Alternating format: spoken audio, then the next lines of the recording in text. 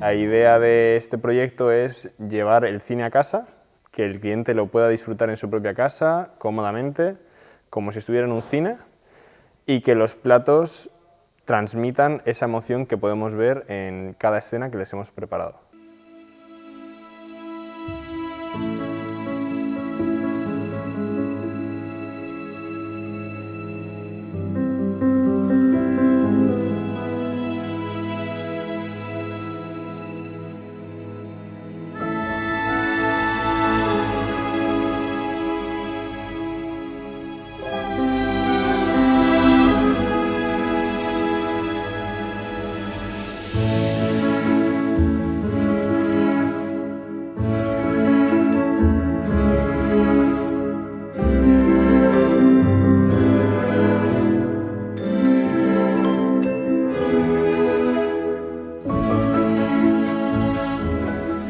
Ha sido duro, ha sido largo, muy difícil, porque en un principio era una experiencia presencial que hemos tenido que adaptar al 100% a un delivery.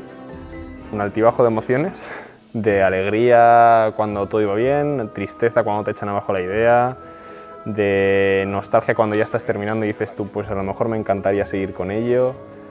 Ha sido todo como un popurrí, que te levantabas contento, te ibas triste, cansado, luego llegabas al día siguiente decaído, pero te levantaba el equipo.